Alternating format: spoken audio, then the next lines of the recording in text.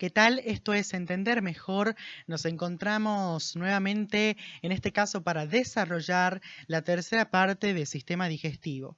Vamos a hablar sobre páncreas y vías biliares. Mi nombre es Joaquín Pedraza y voy a acompañarlos durante el desarrollo de los temas antes mencionados.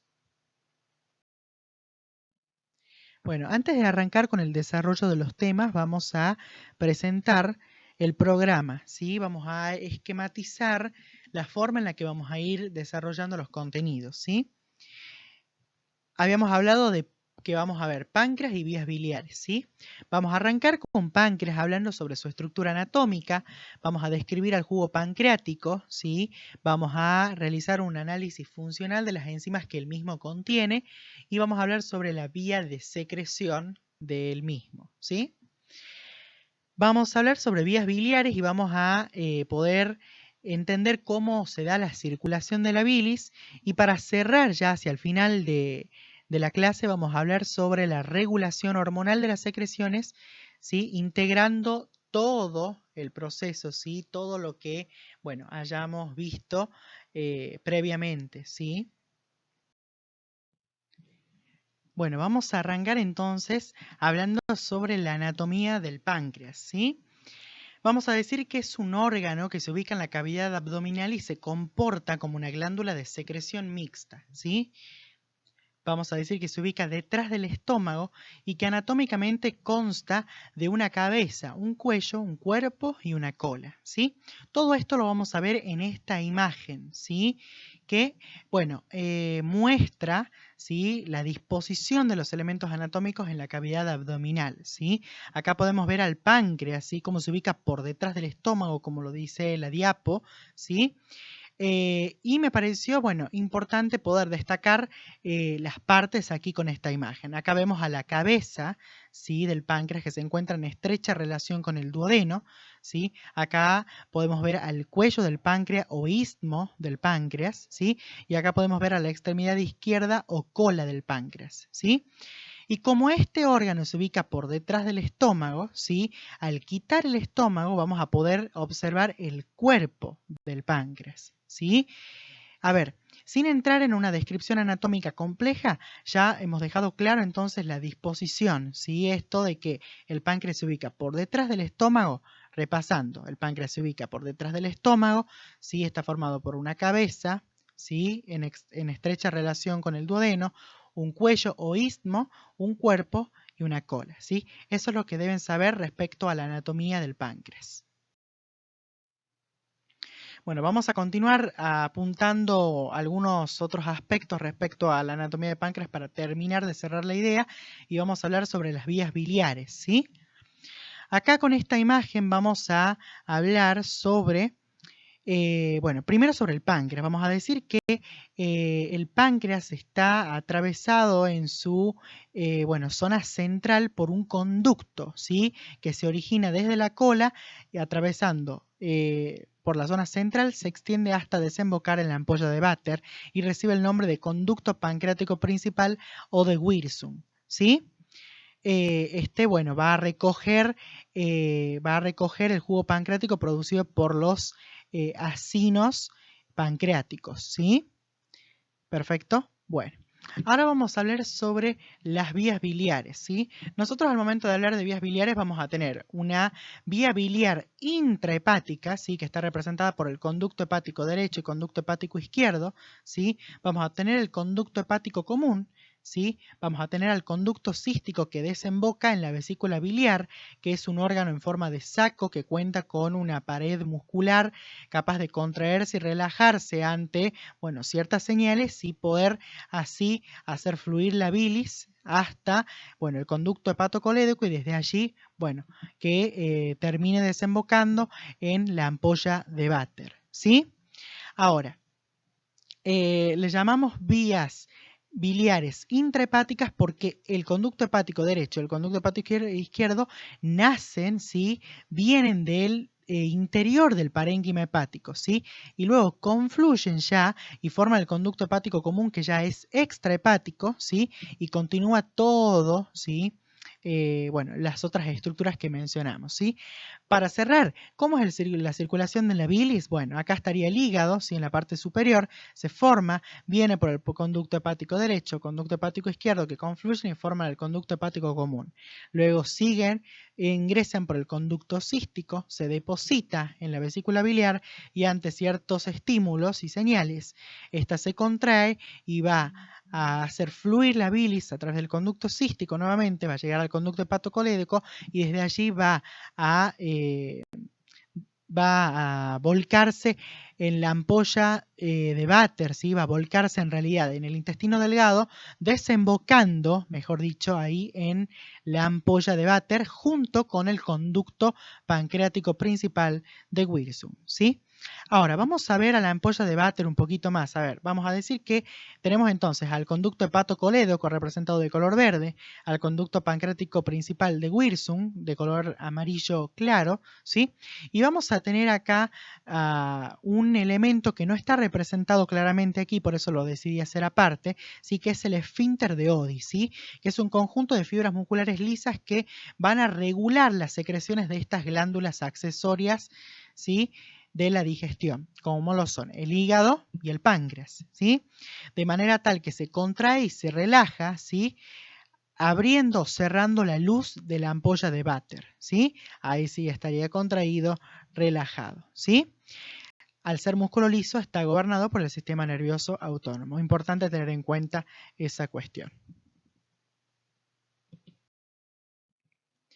Bueno, ahora llegó el momento de hablar del páncreas, ¿sí? Como un órgano glandular, ¿sí? Vamos a decir que tiene una función de glándula mixta, porque tiene función de glándula de secreción externa y glándula de secreción interna, debido a que posee dos tipos diferentes de tejidos, ¿sí? La función de secreción externa va a valerse de un conjunto de células, ¿sí? Que forman los acinos glandulares, ¿sí?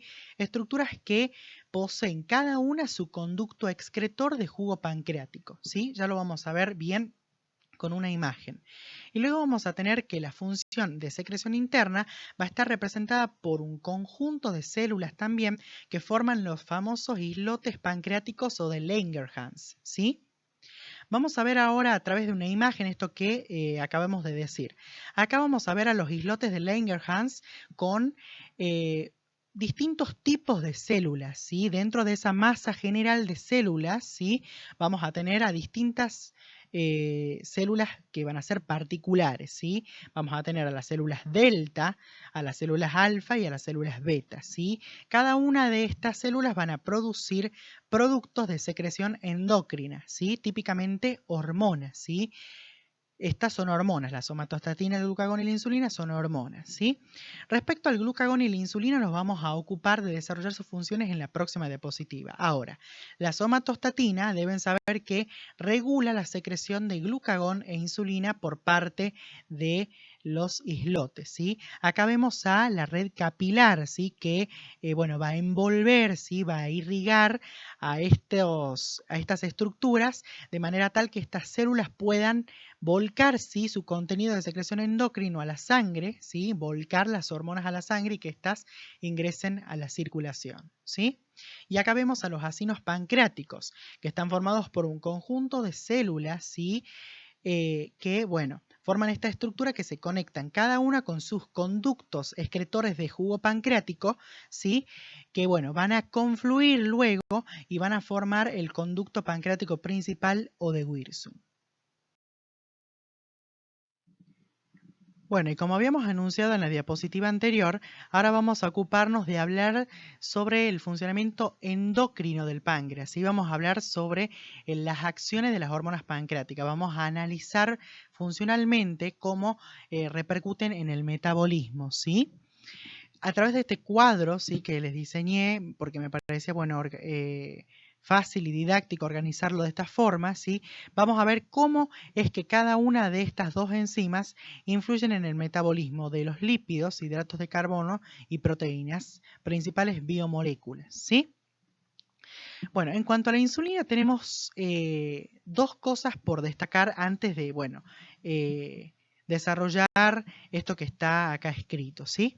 Vamos a decir que la insulina es una hormona hipoglucemiante y típicamente anabólica, ¿sí? A partir de esas dos premisas podemos entablar razonamientos que nos lleven a explicar, a entender todo esto que está escrito, ¿sí? Entonces, sobre los lípidos, ¿sí? Vamos a decir que va a estimular la síntesis de ácidos grasos y triglicéridos, es decir, es una hormona lipogénica, ¿sí? Respecto a los hidratos de carbono, vamos a decir que es hipoglucemiante. Esto quiere decir que tiene la capacidad de disminuir la concentración de glucosa en sangre, ¿sí? Ahora, ¿cómo hace esto? Lo hace aumentando la biosíntesis de transportadores GLUT, que son transportadores, valga la redundancia, que permiten el ingreso de glucosa a la célula. Entonces, cuando la célula recibe glucosa, la glucosa ingresa a su vía principal, a su vía metabólica principal, que es la glucólisis. Entonces, al ingresar glucosa a la célula, inducimos también la glucólisis, ¿sí? Además, se va a estimular la glucógenogénesis, ¿sí? Por parte del hígado y la transformación de glucosa en lípidos. Para entender esto, siempre es importante razonar. Si la insulina es hipoglucemiante, necesita quitar glucosa de la sangre, ¿sí? Ahora, ¿cómo la quita?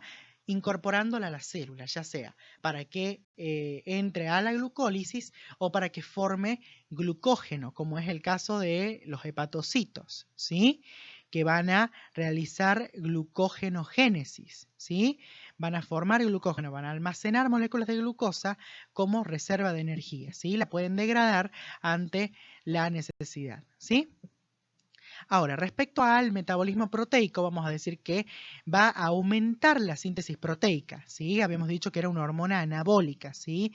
Y la síntesis proteica es un proceso anabólico. Entonces, aumenta la síntesis proteica, pero, ¿sí? Aumentar la síntesis proteica significa abastecer, ¿sí? Con una mayor cantidad de aminoácidos a las células, ¿sí? Entonces, vamos a decir que favorece el ingreso de aminoácidos y así posibilita el aumento de la síntesis proteica, ¿sí?